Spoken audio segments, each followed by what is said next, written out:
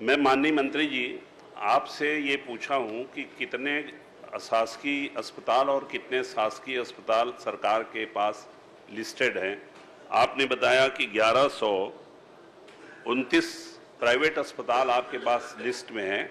सरकारी को रजिस्टर होना जरूरी नहीं है, लेकिन इस प्रदेश में प्राइवेट और गवर्नमेंट मेडिकल कॉलेज भी होगा जहां बहुत बड़ी संख्या में मरीज भर्ती होते हैं। और ये मामला है फायर ऑडिट का, क्योंकि रायपुर में मेकाहारा में भी आग लग चुकी है और एक और अस्पताल में कुछ लोग जिंदा जल गए थे। मैं किसी व्यक्तिगत अस्पताल के बारे में आपसे बात नहीं कर रहा हूं। मैं ये चाहता हूं कि फायर ऑडिट जैसे गंभीर विषय पर विभाग को और प्रशासन को गंभीर होना चाहिए। मरीज जो बेचारा कोमा में है, जो वहाँ पर भर्ती है, जो चल फिर नहीं पाता है, आपके फायर सर्टिफिकेट के आधार पर वहाँ निश्चिंत होकर रहता है। अचानक आग लगने से वो न हट सकता, न भग सकता, और कोई व्यवस्था नहीं होने के कारण वो बच नहीं सकता, जल जाता है। तो आपने ये कहा है कि 9 मीटर से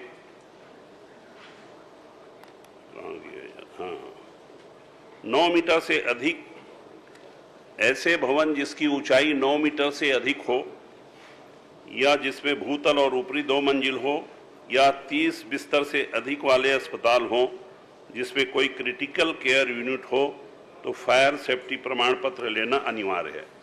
इस प्रदेश में इस पैमाने पर कुल कितने अस्पताल हैं, उसमें कौन से सरकारी हैं और कौन से कितने संख्या में गैर सरकारी अस्पताल हैं, इस 9 मीटर के पैमाने पर जिस पर फायर सेफ्टी का सर्टिफिकेट लेना जरूरी है, उसकी आप संख्या बताने की कृपा करें।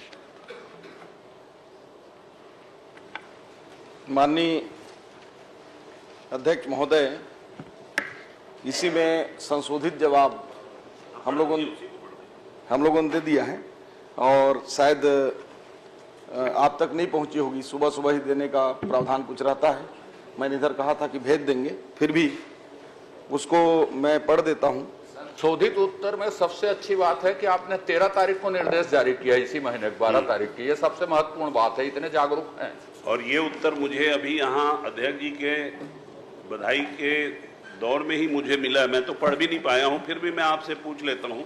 नहीं, 13 तारीख को नहीं, उससे पहले 20/11 को भी हमने आदेश जारी किए हैं। दोनों देखिए, इसी महीने में जारी किया है। हेड टेल दोनों देखिए, हमने इससे पहले 20/11 इसी महीने में जारी किया है। इसी महीने 13/12 को जारी हुआ है, 11वां तारीख को भी हुआ है, ये देख लीजिए। कोई बात नहीं, कोई बात नहीं। आपने जारी किया है, नहीं क्या जारी किया है, कितनी संख्या में, ये पूछ रहा हूँ भाई अस्पतालों की। ये 9 मीटर वाले मापदंड में कितना है? 9 मीटर मापदंड 30 बेड जो हॉस्पिटल होगा उसकी संख्या बताइए ना। देखिए, एक्चुअल में ये फायर ऑडिट का है। आप पहले तो आपको बहुत बहुत धन्यवाद देता हूं कि आपने ऐसे मसले को उठाया। ये फायर ऑडिट जो है पूरी तरह से गृह विभाग के अधीन में आता है और फायर सेफ्टी का जो ऑडिट है गृह विभाग करता है।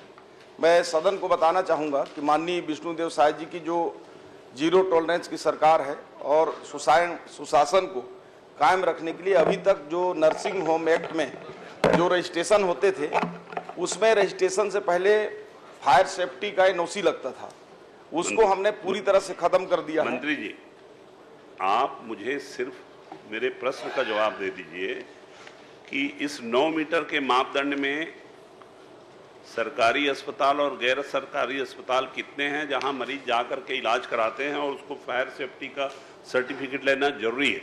विभाग कोई भी हो, अगर गृह विभाग का है तो ठीक है, हम गृह विभाग से भी प्रश्न लगा के पूछ लेंगे, परंतु अस्पताल तो आपका है ना। मेकाहारा में आग लगी तो बदनामी तो आपकी हो रही थी ना, विभाग की हो रही थी ना, कि मरीज बच गए ले दे के, अगर जल के मर जाते तो विभाग, ये विभाग वो विभाग से मतलब नहीं है। मरीजों की सुरक्षा, आग से बचाने के उपाय के बारे में पूरे सरकार का सामूहिक दायित्व है। आप मुझे बताइए कि कितने अस्पताल इस प्रदेश में हैं जो 9 मीटर के मापदंड के अंदर आते हैं और जिसको सेफ्टी सर्टिफिकेट लेना जरूरी। 9 मीटर ऊंचा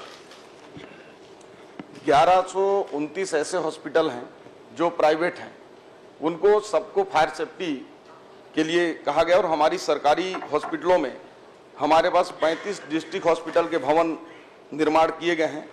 हमारे पास 10 मेडिकल कॉलेज हैं, साथ ही 183 CHC हैं 5162 सब हेल्थ सेंटर हैं, 765 पीएचसी हैं, 7 जो है शहरी सीएचसी हैं। नहीं इस प्रकार से पीएससी में देखिए मंत्री जी, एक मिनट बैठिए। देखिए अध्यक्ष महोदय, पीएससी में 10 बेड से 15 बेड से ज्यादा होता नहीं।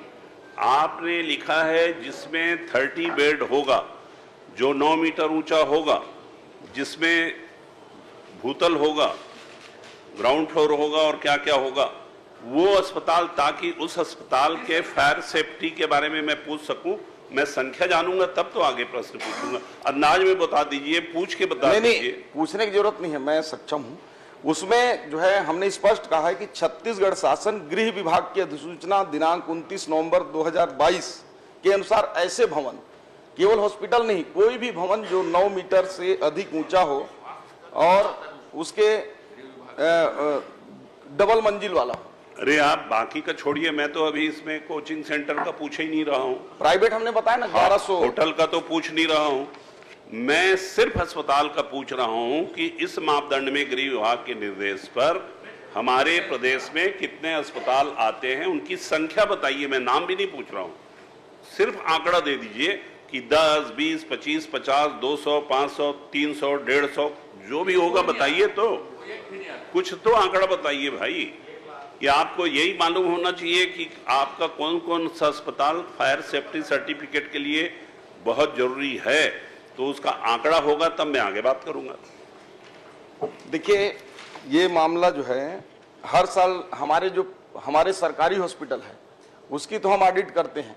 सरकारी जो 1129 हमने बताया वो सभी में फायर सेफ्टी अनिवार्य रूप से लगाए गए हैं और ये हमारा विषय भी नहीं है। ये गृह विभाग का जो विभाग है वो फायर सेफ्टी ऑडिट करती है, उसमें हमको ऑडिट करने का अधिकार नहीं है। विषय क्यों नहीं है स्वास्थ्य विभाग का? आप अस्पताल को सर्टिफिकेट देते हैं, उस सर्टिफिकेट में अस्पताल की सेफ्टी, सिक्योरिटी और फायर से बचने के उपाय के जब तक प्रावधान नहीं होंगे, आप 1129 को सर्टिफिकेट दे कैसे दिए? और अगर आपने उसको सर्टिफिकेट दिया, लाइसेंस दिया, परमिट दिया, अनुमति दी, तो वहां की सुरक्षा की भी जिम्मेदारी आपकी है। और इसलिए मैं पूछ रहा हूं, ये मामला कोई मैं किसी एक अस्पताल के को लेकर के नहीं पूछ रहा हूं, मेरे दिमाग में कुछ नहीं, मैं बिल्कुल क्लीन चिट लेकर के अपना दिमाग रख के क्लीन पेपर सरीके आया हूं कि इस प्रदेश में 2 घटना हम देख चुके हैं। मेकाहारा में आग लगी, एक और अस्पताल में जिंदा जल के मरे। मैं किसी अस्पताल के बारे में नहीं बोल रहा हूं, मैं चाहता हूं कि इस प्रदेश के जितने भी अस्पताल हैं जहां आदमी असक्त होकर भर्ती होता है, आग लगने की घटना में वो भग भी नहीं सकता है, वैसे स्थिति में फायर सेफ्टी का क्या इंतजाम है और उसके लिए आपके अस्पतालों की संख्या क्या है, ये बता दें तो मैं एक प्रश्न और पूछ के अपनी बात खत्म कर दूंगा।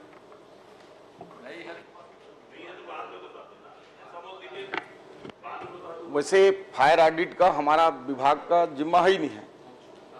और अध्यक्ष महोदय तो मैं समझता हूँ ये प्रश्न को आपको एक्सेप्ट नहीं करना था, ये तो और गैर जिम्मेदार उत्तर है। ये प्रश्न को एक्सेप्ट नहीं करना था, एक्सेप्ट नहीं करना। अस्पताल खुला है, अस्पताल में फायर सेफ्टी का इंतजाम नहीं है, स्वास्थ्य मंत्री बोल रहे हैं कि ये हमारे विभाग का जिम्मा नहीं है, तो इस प्रदेश के लोगों को मरने के लिए कर देना था, छोड़ा नहीं जा सकता अस्पताल में, और उसके लिए कौन जिम्मेदार है ये बताइए। हमारे प्रदेश के लगभग 2000 हॉस्पिटल हमारे खुद के हैं, इसलिए इस प्रश्न को स्वीकार करके और पूरे जिम्मेदारी के साथ हमारे जो प्राइवेट हॉस्पिटल है उनमें फायर सेफ्टी ऑडिट किया जा रहा है। अध्यक्ष महोदय, और सरकारी 2000 अस्पताल तो है भी नहीं, प्राथमिक स्वास्थ्य केंद्र इसके दायरे में आता नहीं। 9 मीटर से ऊंचा कौन कौन सा अस्पताल है, 30 बेड से ज्यादा कहां पर है, निजी और शासकीय में बताइए। मरीज वहां भर्ती रहते हैं, आग लगेगी जल जाएंगे, मर जाएंगे, डीएनए टेस्ट करा करके बताना पड़ेगा कि ये इसके घर का है, ये इसके घर का है। इसलिए मैं चाहता हूं इसको आप संज्ञान में लीजिए और मुझे अस्पताल की संख्या बता दीजिए, तो मैं अगली बार दूसरा प्रश्न उपलब्ध करा देंगे, बाद में दूसरा प्रश्न आ जाएगा। ऐसा बोल दीजिए तब भी मैं आगे बढ़ूंगा। ठीक है, संख्या उपलब्ध करा, आप संख्या उपलब्ध करा देंगे। दूसरा जो संख्या आप उपलब्ध कराएंगे आपको मौका दूंगा। माननीय मंत्री जी, आप ये बताइए फायर ऑडिट करता कौन है, और 2000 रुपए में फायर ऑडिट का सर्टिफिकेट बाजार में बिक रहा है, आप उसको ट्रायल कभी कराए हैं क्या? अभी कोई अस्पताल में पिछले 2 महीने में कोई ट्रायल हुआ है क्या, मॉक ड्रिल हुआ है क्या? और इसका फायर ऑडिट कौन करता है, उसकी जांच पड़ताल कौन करते हैं, कौन कौन लोग रहते हैं, ये जरा बता दीजिए। देखिए, मैंने जवाब में स्पष्ट रूप से बताया है कि फायर ऑडिट का काम छत्तीसगढ़ में गृह विभाग करती है, और मुझे कंफर्म तो नहीं हो सकता है देश में भी करती हो, लेकिन छत्तीसगढ़ में गृह विभाग करती है। और उत्तरदायित्व है भाई, गृह मंत्री जी हैं। फायर सेफ्टी ऑडिट का जो प्रमाण पत्र गृह विभाग से जारी होते हैं। और वैसे समझ गया, मंत्री जी के पास ये फायर ऑडिट के बारे में कोई सही जानकारी उपलब्ध नहीं है। यहाँ पर गृह मंत्री भी बैठे हैं, अध्यक्ष महोदय। नहीं, हम अपने प्राइवेट, हमने सरकारी में करा रहा हूं ना बात। माननीय स्वास्थ्य मंत्री, मेरे को आपकी काबिलियत पर कोई शंका नहीं है, लेकिन अब आप गृह मंत्री बोल दिए तो सामने में उप मुख्यमंत्री और गृह मंत्री भी बैठे। मैं आपके माध्यम से इन दोनों ही विभाग के मंत्रियों से ये निवेदन भी कर रहा हूं, मांग भी कर रहा हूं, प्रश्न भी पूछ रहा हूं कि इस प्रदेश में अगले 2 महीने के अंदर सभी ऐसे अस्पताल जो आपके मापदंड 9 मीटर के ऊपर हैं, 30 बिस्तर जिसमें है, उसका फायर ऑडिट आपके सक्षम अधिकारियों से कराइएगा, और करा करके जिसका फायर ऑडिट में जो पास नहीं होता है उसको बंद कराइए, और जो फायर ऑडिट की व्यवस्था नहीं कर सकता है उस अस्पताल पर रोक लगाइए, और जहां फायर ऑडिट है उसकी जांच करा लीजिए। आप कराएंगे क्या गृह मंत्री जी? आप ही बोल दीजिए। माननीय अध्यक्ष महोदय, ये बहुत महत्वपूर्ण और लाजमी प्रश्न है। इस प्रश्न पर पिछले 5 वर्षों से तो शायद कुछ भी नहीं हुआ है, परंतु सदन के माध्यम से, माननीय सदस्य के माध्यम से ध्यानाकर्षण के उपरांत इस काम को जरूर किया जाएगा। माननीय अध्यक्ष महोदय, माननीय अध्यक्ष महोदय जी, भैया प्रश्न प्रश्न नहीं, मैं हो जाएगा आपका। जानना चाह रही थी अध्यक्ष महोदय जी, किसमें आता है वो प्रश्नकाल फायर ऑडिट, किसमें आता है? प्रश्नकाल में प्रश्न करने देता था। माननीय अध्यक्ष महोदय, जो इन्होंने पूरक जानकारी दी है माननीय स्वास्थ्य मंत्री जी ने, नर्सिंग होम एक्ट में जो अस्पताल है, निजी अस्पताल, वो फायर सेफ्टी एक्ट के प्रावधान उसमें नहीं है। माने जितने निजी अस्पताल इन्होंने बताए हैं उसमें फायर सेफ्टी एक्ट का सर्टिफिकेट लेना या प्रावधान है या नहीं है, इसके लिए कोई प्रावधान नर्सिंग होम एक्ट में नहीं है, ऐसा उन्होंने उत्तर में कहा है। मैं माननीय मंत्री जी से जानना चाहता हूं, क्या उन निजी अस्पतालों को nursing home fire safety act के में शामिल करने के लिए नर्सिंग एक्ट में प्रावधान करेंगे क्या, संशोधन करेंगे क्या, या प्रावधान करेंगे क्या?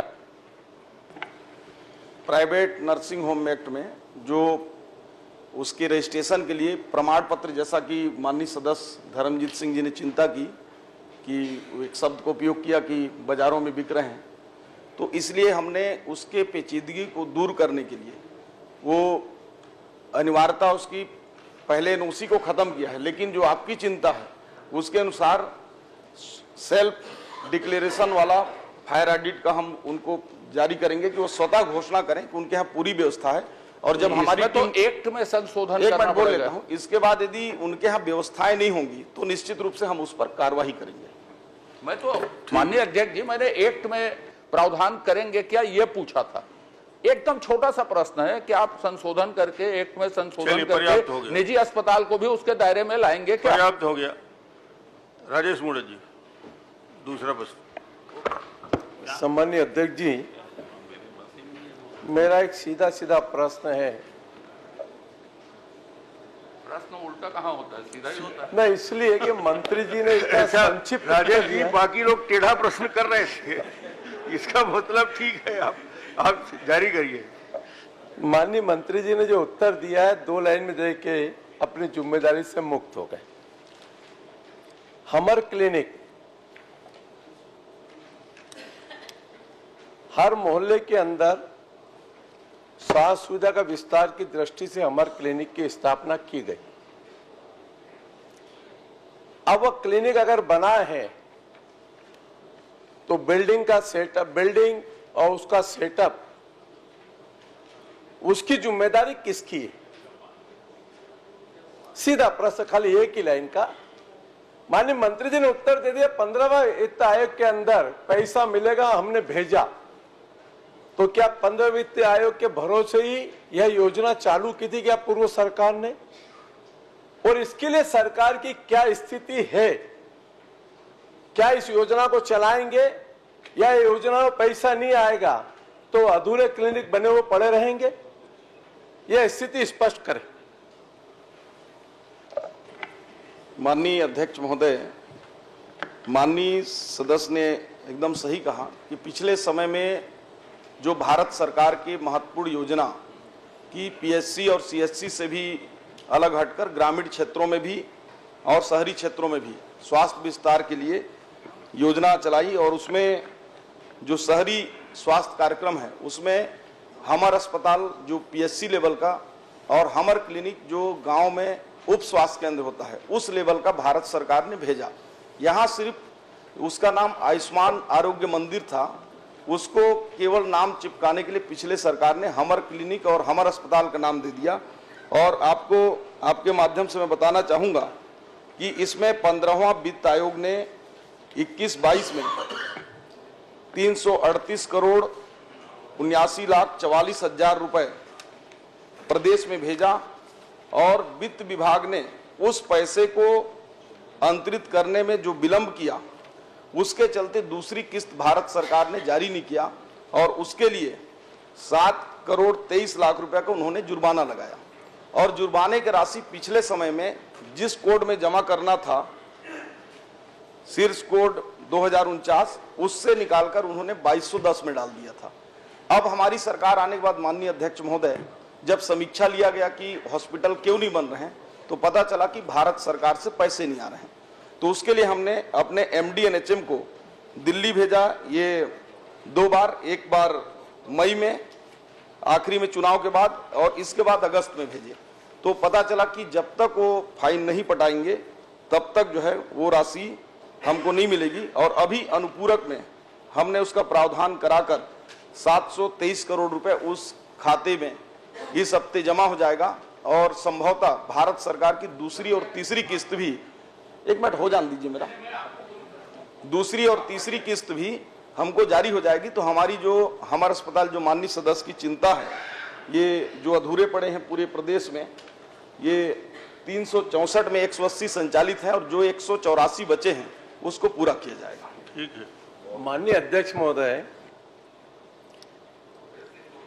यह योजना प्रारंभ की तो इसमें राज्य सरकार का क्या योगदान है? क्या इसका सेटअप स्वीकृत है? वहां पर हमर क्लिनिक में कितने डॉक्टर रहेंगे, नर्स रहेगी, क्या रहेगा? क्या इसका कोई सेटअप स्वीकृत हुआ? दूसरा, यह केंद्र पोषित योजना है कि राज्य सरकार ने ज्वाइंट इस योजना को प्रारंभ किया, तो राज्य की क्या भूमिका इसके अंदर है, जरा यह भी स्पष्ट कर दें। माननीय अध्यक्ष महोदय, माननीय सदस्य ने जिस प्रकार ये सेटअप के बारे में पूछा है, तो हमर क्लिनिक में 5 प्रकार के मानव संसाधन होते हैं। इसमें पहला चिकित्सा अधिकारी होते हैं जो एमबीबीएस होते हैं सामान्यतः, एक एमपीडब्ल्यू होते हैं जो पुरुष, एक स्टाफ नर्स जो होती हैं वो महिला, फिर जूनियर सेक्रेटरियल असिस्टेंट होते हैं और 5वां एक कर्मचारी जो चतुर्थ श्रेणी के होते हैं। इस प्रकार से 5 मानव संसाधन होते हैं और ये कार्यक्रम पूरी तरह से राष्ट्रीय स्वास्थ्य मिशन के अंतर्गत संचालित होते हैं और इनके सभी के सेटअप स्वीकृत हैं और जिनमें बिल्डिंग बन गए हैं उनमें संचालित हो रहे हैं और जिनमें अभी नहीं बने हैं बिल्डिंग बनने के बाद आखिरी संचालित प्रश्न कर लीजिए, कुछ करना है। अध्यक्ष जी, सम्मानीय अध्यक्ष महोदय, बहुत गंभीर प्रश्न है और इसकी गंभीरता को समझते हुए मंत्री जी उत्तर दे रहे हैं, लेकिन प्रश्न यह है कि शहरी स्वास्थ्य मिशन के तहत हमर क्लिनिक नाम रख दिया, रखने के बाद में सामुदायिक भवन के अंदर बिल्डिंग का रिनोवेशन करके खाली बोर्ड लगा करके चालू कर दिया। मेरे क्षेत्र की बात करता हूं, खाली रायपुर शहर की बात नहीं कर रहा हूं, पश्चिम विधानसभा की बात करता हूं। 17 भवन, उसमें तक कुल 3 कंप्लीट हुए और वो भी कैसे किए? भवन नहीं बनाए, 25 लाख रुपया प्रति भवन के हिसाब से, क्या 25 लाख रुपए के अंदर भवन बन जाएगा? आपने सामुदायिक भवन के ऊपर खाली एलिवेशन बना दिया और एलिवेशन में बढ़िया एकदम फोटो वोटो चिपका दिया और उसके अंदर लिख दिया हमारा क्लिनिक। ना सेटअप है, ना स्टाफ है, ना दवाई है, तो आखिर में ये खाली नाम चमकाने के लिए पूर्व सरकार ने एक काम किया। क्या इसकी व्यवस्था सुनिश्चित करेंगे? मैं आपसे यह आग्रह करना चाहता हूं कि आपने शहर की जनता को गुमराह करके हमारा क्लिनिक खोल दिया। चलिए इनके विधानसभा का बता दीजिए। सर, प्रदेश का मामला कोई छोटा मोटा मामला नहीं है। आप एक स्थायी, मैं आपसे आग्रह करना चाहता हूं कि संदेश पूरे प्रदेश में जाना चाहिए। जवाब सुन लीजिए, जवाब सुन लीजिए। माननीय अध्यक्ष महोदय, माननीय सदस्य की चिंता जायज है और लंबे समय से पिछले सरकार में ही केवल ये जो कह रहे हैं, ऐसी कई जगह बातें आई हैं कि सामुदायिक भवन को भी जो पैसे आए थे उससे रंग पोत दिए गए हैं, तो उसकी तो मैं निश्चित रूप से पूरी जांच कराऊंगा ही कि ऐसे कहां हो रहे हैं। परंतु यह स्वस्थ करता हूं मैं कि जल्द ही भारत सरकार से पैसे आएंगे और जो अधूरे काम है पूरे हो जाएंगे। अध्यक्ष मैं आपसे प्लीज सर, मेरा इतने निवेदन है। अध्यक्ष महोदय जी, एक पॉलिसी के लिए आग्रह कर रहा हूँ। चलो आग्रह कर लो। सिर्फ इतना निवेदन मेरा है कि अगर ये योजना आपने प्रारंभ की और अगर योजना के अंदर आपका बिल्डिंग का सेटअप नहीं होगा, अगर आप चाहते क्या है बता दें। मेरा इतना निवेदन है कि आप बिल्डिंग भी स्वीकृत करेंगे। बस चलिए, हो गया। माननीय अध्यक्ष महोदय, बिल्डिंग स्वीकृत है 25 लाख रुपए की लागत से। पैसे आने 25 लाख रुपए में कौन सी बिल्डिंग बनती है मेरे भाई? उप स्वास्थ्य केंद्र नहीं बनता। नहीं तो हमर क्लिनिक को उप स्वास्थ्य केंद्र ही रैंक स्वीकृत उतना ही है, क्या करेंगे। चलिए, एक आग्रह है महोदय, बोला आग्रह हो गया। एक आग्रह बस छोटे से एक सेकंड बोलो। मैं आपके माध्यम से स्वास्थ्य मंत्री जी से कहना चाहता हूं कि प्रदेश में स्वास्थ्य विभाग के जड़ मेन मितानिन मन होते उमन के 5 महीनों के पैसा नहीं मिले है। आपके माध्यम से कहना चाहता हूं। चलिए, माननीय अध्यक्ष महोदय, थोड़ा सा इसमें शायद सदस्य महोदय को जानकारी नहीं है, अभी सत्र कल और चलेगा, आज पूछ कर आइएगा। अक्टूबर तक का हमने पेमेंट कर दिया है, किसी मुताबिक का भुगतान शेष नहीं। बोला राम जी, बढ़िया। माननीय अध्यक्ष महोदय, मैं माननीय मंत्री जी को राजनांदगांव जिला चिकित्सालय, बोला राम जी, फिर आजादी खड़े हो गए। पूरे प्रश्न बोला के पीछे क्यों पड़े रहते हो? बैठिए आप। कहाँ यहाँ प्रश्न करते हो? पूरा सेटिंग वाला मामला है आपका। तो आपका सेटिंग नहीं क्या? उधर से सेटिंग कर लो जल्दी। माननीय अध्यक्ष महोदय, मैं माननीय मंत्री जी को राजनांदगांव जिला चिकित्सालय में सामान खरीदी के बारे में पूछा था। उसमें माननीय मंत्री जी संलग्न सूची के परिशिष्ट 1 में जेम पोर्टल के क्रय की गई सामग्री व उपकरण के बारे में 15 सामान के बारे में बताया है माननीय अध्यक्ष जी, जो 1 लाख से कम में क्रय किया गया है। और माननीय अध्यक्ष महोदय जी, मैं माननीय मंत्री जी से पूछना चाहता हूं कि वहां पर जो सीएमओचओ के द्वारा 35 सामान का क्रय किया गया है और वो जो है 4 लाख 5 लाख से अधिक का जो है क्रय किया गया है, जिसका बिल वहां पर लगा नहीं है। तो माननीय मंत्री जी से मैं पूछना चाहता हूं कि इस प्रकार के स्वास्थ्य से संबंधित जुड़े मामले में भ्रष्टाचार किया गया है, उस अधिकारी के ऊपर क्या कार्रवाई करेंगे? मेरे पास पूरा ये दस्तावेज, बिल और उसका जो है नोट शीट चला हुआ है। अगर आप कहें तो मैं इसको प्रस्तुत कर दूंगा, आपके पास पटल पे रख दूंगा माननीय मंत्री जी। तो आप बताइए कि 1 लाख का क्रय करने वाला बिल यहाँ पर ऐड किया है, जो सदन को गुमराह किया है, आपको गुमराह किया है। ऐसे अधिकारी राजनांदगांव जिले में काबिज है? कृपया आप बताएं। माननीय अध्यक्ष महोदय, जो विभाग से लिखित में जानकारी आई है वो 15 सामानों का जेम पोर्टल में खरीदी हेतु विवरण आया है और जेम पोर्टल में 1 लाख तक की खरीदी का एनओसी नहीं लेना पड़ता है सीजीएमएससी से, और उनकी ये पूरी सूची है। अगर आप बोल रहे हैं, बहुत सीनियर विधायक हैं, अगर ऐसी कोई बात आपके संज्ञान में आया है तो निश्चित रूप से मुझे दे दीजिएगा, उसको मैं दिखवाऊंगा कि क्या है। माननीय अध्यक्ष महोदय, माननीय मंत्री जी ने 15 सामानों का जो है सूची यहाँ पर उपलब्ध कराए सदन में, लेकिन वहाँ पर जो है उपलब्ध दस्तावेज मेरे पास यहाँ पर है, जो आपके ये पूरा बिल और वाउचर उनके आदेश है, नोट शीट चलाया है।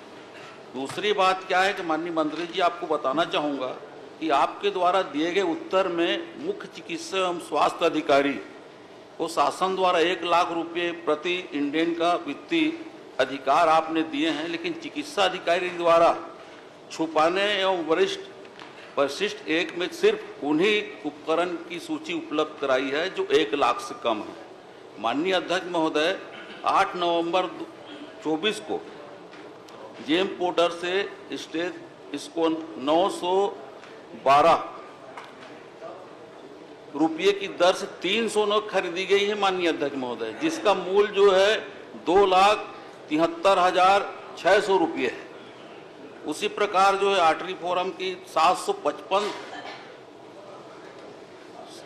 रुपये की दर से 300 नग, जिसका मूल्य जो है 2,26,500 उसकी खरीदी की गई है माननीय अध्यक्ष महोदय। आप पूरा दस्तावेज मंत्री जी को दे दें, उस जो आपको शंका है पूरा जांच करा लें। शंका नहीं माननीय अध्यक्ष महोदय जी, इस प्रकार के भ्रष्टाचार किया गया है, वो जांच करा लें और ऐसे अधिकारी सदन को गुमराह कर रहे हैं माननीय अध्यक्ष महोदय। मंत्री जी तैयार हैं, बोलिए।